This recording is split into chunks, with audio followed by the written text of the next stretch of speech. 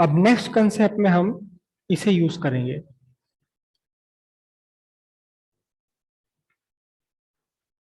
Escape velocity, जिसे हम represent करते हैं वीई। एस्केप वेलोसिटी वी, क्या हुआ इसका meaning? This is your earth surface.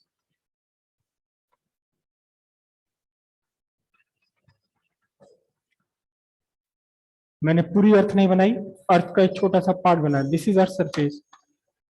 तो if you project something, if you project a body upwards with a certain initial speed, say v, हालांकि हम इनिशियल स्पीड को हमेशा यूज करते थे, लेकिन कोई बात नहीं, हम ये v लिख रहे हैं।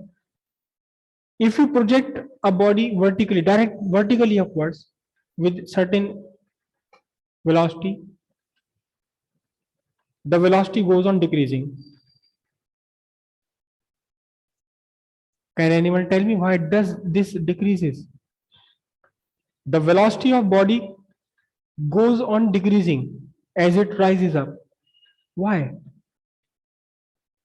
जब हम बात एनर्जी की कर रहे हैं तो आप फोर्स या ग्रेविटेशनल एक्सेलरेशन मेंशन नहीं कर सकते। As it rises up, as the body rises above the earth's surface, its gravitational potential energy increase at the cost of its kinetic energy. Simple, the conservation, the law of conservation of energy.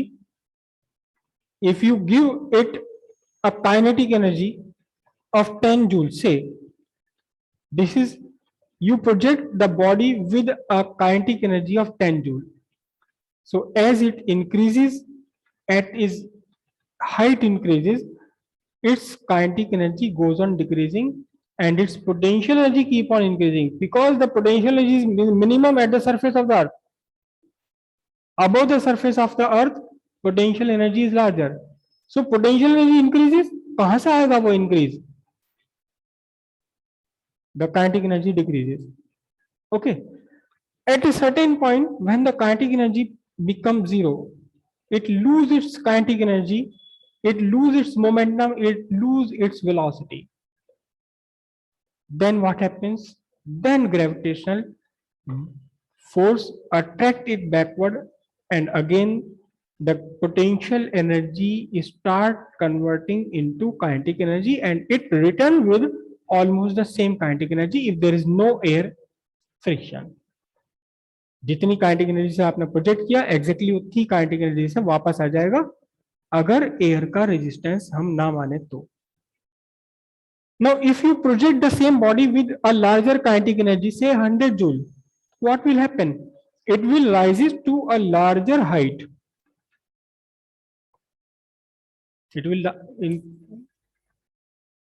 so larger the kinetic energy, it means you have to project with larger velocity, because kinetic energy, what is kinetic energy? Half mv square, mass of the body is same. आपने 10 joule से भेजा इसे या 100 joule से भेजा, mass is same.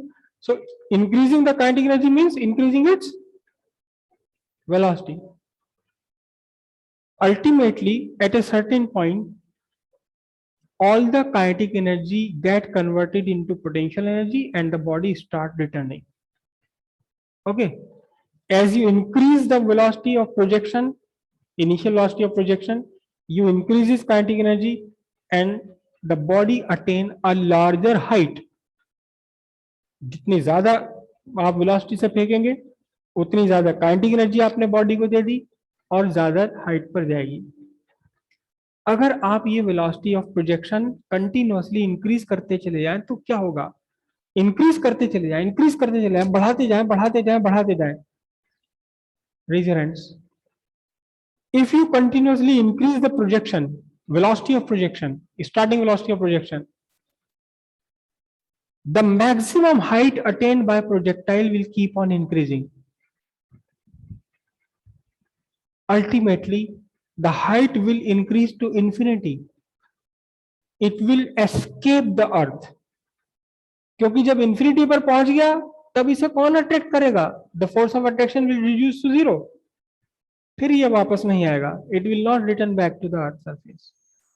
अगर आप इसकी वेलोसिटी ऑफ प्रोजेक्शन लगातार बढ़ाते चले जाएं तो ये अल्टीमेटली अर्थ से, अर्थ के ग्रेविटेशनल फोर्स से, अर्थ के ग्रेविटेशनल फील्ड से बाहर निकलकर चला जाएगा, इंफिनिटी पर पहुंच जाएगा। ठीक है। If you increase the velocity, if you increase, continuously increase the velocity, there is a certain velocity, there would be a certain velocity that it will not come back to the earth surface, and that minimum velocity, that minimum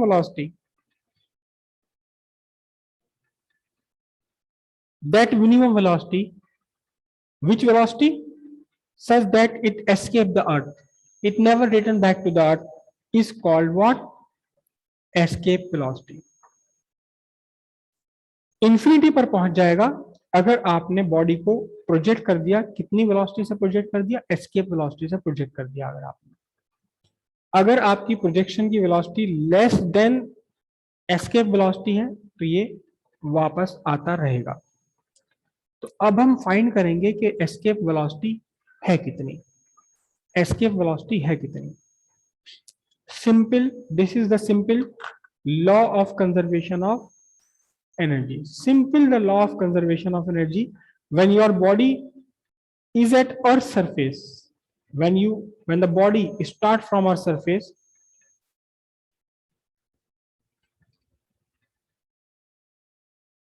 when the body start from earth surface, when the body start from earth surface, it has two energies. It start with what? Kinetic energy plus gravitational potential energy. Right? Now at infinity it stops. हम ये मान कर चल रहे हैं कि infinity पर पहुंचकर रुक गया, इंफिनिटी पर पहुंच गया बस ये। So at infinity energy of body is how much? Infinity पर पहुंचकर रुक गया है, it stops. The total energy of body is 0, क्योंकि ग्रेविटेशनल पोटेंशियल एनर्जी भी 0 हो गई और वो रुक गया तो काइनेटिक एनर्जी भी 0 हो गई। अब सिंपल सी कंजर्वेशन ऑफ एनर्जी हम लगा लेते हैं, law of conservation of energy. What?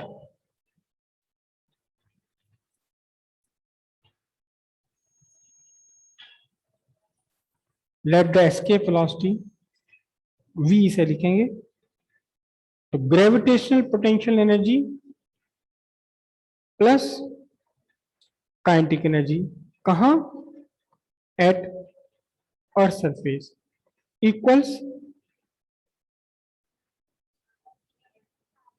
Equals zero energy कहां? At infinity. So what is gravitational potential energy at a surface? It is minus GMEM by RE, not square. What is the kinetic energy you have given?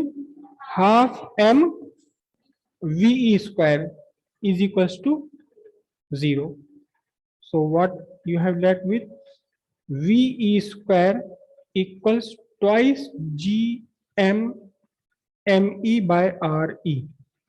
Is it or not? V square equals twice GME upon RE. So what is VE? नहीं, मैं एक substitution और कर लेता हूँ, एक और substitution कर लेता हूँ। VE square equals 2GME by RE square into RE। Simple है। So what is GME upon RE square? Small g. Then VE square equals 2GRE, and this VE equals square root of 2GRE meter per second. This is the minimum velocity with which you have to project your body such that it never come back to the earth. हाँ, solar system के अंदर तो फंसी रहेगी, solar system के बाहर नहीं जा पाएगी। उसके लिए अगर एस्केप वेलोसिटी फाइंड करना है तो फिर पूरे सोलर सिस्टम का सेंटर ऑफ मास वगैरह लेना पड़ेगा एनीवे। लेकिन वीई वेलोसिटी से अगर आपने बॉडी को प्रोजेक्ट कर दिया from the earth surface, it will never come back to the earth. Can you guess what is it? कितनी हो सकती है ये? It is 11.2 kilometre per second. Per second, it is not per hour. It is 11.2 kilometer per second. It means from Parikshitgarh to Meerut in just 2 seconds, which is approximately equals to 20 kilometer. From Parikshitgarh to Meerut in just 2 seconds. 1, 2, and you are there. It is enormous speed. It's very high speed. It cannot be attained easily. लेकिन attend कर लेते हैं इसको भी, क्योंकि जब Mars पे हमने यान अपना भेजा, मंगल यान भेजा, तो अर्थ के ग्रेविटेशन से तो बाहर निकाला ना उसको, तो कर लेते हैं इसको स्पीड को अटेंड को। लेकिन नॉर्मल, ये नॉर्मल स्पीड से बहुत ज्यादा है। इसको अगर आप किलोमीटर पर आवर्स में कन्वर्ट करेंगे तो मेरे ख्याल से thousands of kilometre per hour आएगा आपका, थाउजेंड्स ऑफ किलोमीटर, क्योंकि 3600 से आपने मल्टीप्लाई करना पड़ेगा इसको। It is already in kilometre. या सेकंड्स को आवर्स में कन्वर्ट करने के लिए आपको 3600 से मल्टीप्लाई करना पड़ेगा। It is thousands of kilometre पर hour, which is not attainable in normal conditions, right. लिखिए, the minimum velocity with which a body is to be projected vertically upwards so that it never return back to earth and escape the earth forever, breaking the gravitational force of attraction of earth, is called escape velocity from the earth's surface. To escape body from the earth's surface, such an amount of kinetic energy is to be given so that its total energy at infinity become zero. यहां से start करना है। इस फॉर्मूले से एक बात और बिल्कुल क्लियर है, escape velocity from the earth does not depend upon the mass of body. जिसे आप एस्केप कराना चाहते हैं उसके मास पर डिपेंड नहीं है, because this equation contains only two constant figures. G constant है, R E radius of earth, it is also constant. तो एस्केप वेलोसिटी सबके लिए सेम है। आप इस पेन को एस्केप कराना चाहें अर्थ से तो 11.2 किलोमीटर पर सेकेंड से फेंकना पड़ेगा। अगर आप एक पूरा हाथी को एस्केप कराना चाहते हैं अर्थ से तो भी आपको 11.2 किलोमीटर पर सेकेंड से ही प्रोजेक्ट करना पड़ेगा। There is no difference at all. भाई आपने चूहे को भेजना है मार्स पर और अगली बार आपने हाथी को चूहा में पहुंच गया, वहां से उसने कहा यहाँ मजा आ रहा है तो बहुत बढ़िया, हाथी ने कहा मुझे भेजो, फिर आपने हाथी को भेजा वहां, तो क्या आपको सेम वेलोसिटी से प्रोजेक्ट करना पड़ेगा आपको? तो प्रैक्टिकली पॉसिबल है क्या? ये प्रैक्टिकली पॉसिबल है क्या? नहीं पॉसिबल है। भाई हाथी इतना बड़ा है, उसको तो बहुत इससे भी तेज स्पीड से आपको प्रोजेक्ट कराना पड़ेगा या नहीं? प्रैक्टिकली भी ऐसा ही है कि अगर आपने दो डिफरेंट साइज के ऑब्जेक्ट, दो डिफरेंट साइज नहीं, एक्चुअली हम मास की बात कर रहे हैं, दो डिफरेंट मासेस के ऑब्जेक्ट को आपने एस्केप कराना है तो you have to project with the same velocity 11.2 kilometre per second. हाँ ये बात जरूर है, larger the mass means larger the body. जितना ज्यादा मास होगा उतनी बड़ी चीज होगी, तो एयर का फ्रिक्शन ज्यादा होगा। एक्चुअल में किसी भी बॉडी को अगर आपने स्टार्टिंग से 11.2 किलोमीटर पर सेकेंड की स्पीड दे दी तो वो एटमॉस्फेयर में ही जल भुनकर राख हो जाएगी, खत्म हो जाएगी। आप सब ने रात में जरूर जरूर जरूर देखा है क्या टूटता तारा, जरूर आप सबने जरूर देखा होगा ये, कि रात के अंधेरे में ऐसा लगता है कि एक आग की एक स्ट्रीक, एक लाइन सी बनाती हुई चल रहा हो और फिर खत्म हो जाता है। तो ये टूटता हुआ तारा एक्चुअली क्या है? तो ये टूटता हुआ तारा सबने देखा होगा, और एक्चुअली होता क्या है ये, कि हमारे एटमॉस्फेयर में, हमारी अर्थ पर बाहर से छोटे छोटे पत्थर आ रहे हैं, लगातार आ रहे हैं, लगातार आ रहे हैं। और बाहर से आ रहे हैं, कहां से आ रहे हैं? सोलर सिस्टम में से छोटे छोटे पार्टिकल। कितने छोटे पार्टिकल? ज्यादा से ज्यादा एक, बिल्कुल एक रेत के कण के बराबर से लेकर के एक मटर के दाने के बराबर तक। इससे बड़ा होगा तो खतरनाक हो जाएगा हमारे लिए। तो ये जब एटमॉस्फेयर में एंटर करता है, तो अर्थ का एटमॉस्फेयर इतना घना है कि एयर की जो रगड़ है, मैं सिंपली वर्ड यूज करूं, रगड़ मतलब फ्रिक्शन, एयर का फ्रिक्शन इसको हीट अप कर देता है। इतना हीट अप कर देता है, इतना हीट अप कर देता है कि इसका टेम्परेचर पहुंच जाता है इग्निशन टेम्परेचर तक। इग्निशन पॉइंट आप समझते हैं इग्निशन पॉइंट क्या होता है? केमिस्ट्री में सबने पढ़ा होगा। इग्निशन पॉइंट तक इसका टेम्परेचर पहुंच जाता है, और इसके अंदर जो भी मटेरियल है वो सब के सब जलने लगते हैं। और जब ये जलते हैं तब हमें वो रोशनी दिखाई देती है। और इसकी स्पीड तो 11.2 किलोमीटर से बहुत कम है। अगर आपने किसी बॉडी को 11.2 किलोमीटर से स्पीड से यहीं से अर्थ से प्रोजेक्ट कर दिया, तो ये तो जल भुन के खत्म हो जाएगा फ्यू फ्यू किलोमीटर्स तक ही, 10, 20, 50 किलोमीटर तक पहुंचकर ही खत्म हो जाएगा। बन चाहे कितना ही बड़ा रॉकेट हो, आग लग जाएगी इसमें एयर के फ्रिक्शन से। तो एक्चुअली हाथी को प्रोजेक्ट करना है या चूहे को प्रोजेक्ट करना है, पहले उसे बहुत धीरे धीरे एटमॉस्फेयर से बाहर निकाल दिया जाता। कितनी? 400 किलोमीटर तक अप्रोक्सीमेटली।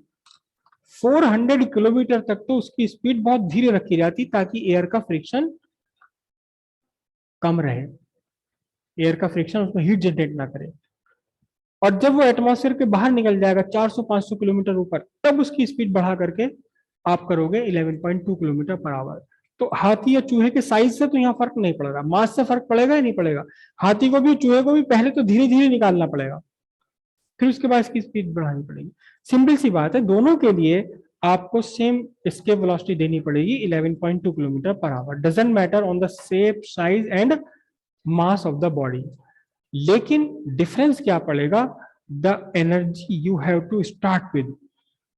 अगर चूहा है तो उसके मास के अकॉर्डिंग आपको कम काइनेटिक एनर्जी प्रोवाइड करनी पड़ेगी, और अगर हाथी है तो हाथी का मास बहुत बड़ा है, सेम वेलोसिटी से प्रोजेक्ट करने के लिए आपको एक बहुत बड़ी काइनेटिक एनर्जी से प्रोजेक्ट करना पड़ेगा। और काइनेटिक एनर्जी कहां से देते हैं आप? कैसे देते हैं काइनेटिक एनर्जी? सिंपल सी बात है, मुझे ये फेंकना है आपकी तरफ,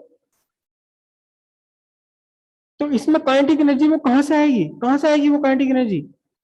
मेरे खाना जो सुबह मैंने पराठा खाया, उसकी काइनेटिक एनर्जी कन्वर्ट हो जाएगी ना, उसकी केमिकल एनर्जी कन्वर्ट हो जाएगी। तो कहीं ना कुछ आपको खर्च करना पड़ेगा, कुछ फ्यूल आपको खर्च करना पड़ेगा उस काइनेटिक एनर्जी को अटेन करने के लिए। तो सीधी बात है कि अगर आपने चूहे को प्रोजेक्ट करना है तो कम फ्यूल खर्च करना पड़ेगा आपको, छोटे से कम खर्च में काम बन जाएगा। और हाथी को प्रोजेक्ट करना है तो वही वेलोसिटी अटेन करने के लिए you have to burn a large amount of fuel. आपको बहुत सारा फ्यूल खर्च करना पड़ेगा। Escape velocity remains same, escape velocity change नहीं होगी, amount of energy required to escape जरूर डिपेंड करेगा। किस पर डिपेंड करेगा? मास ऑफ द बॉडी पर डिपेंड करेगा। It is clear?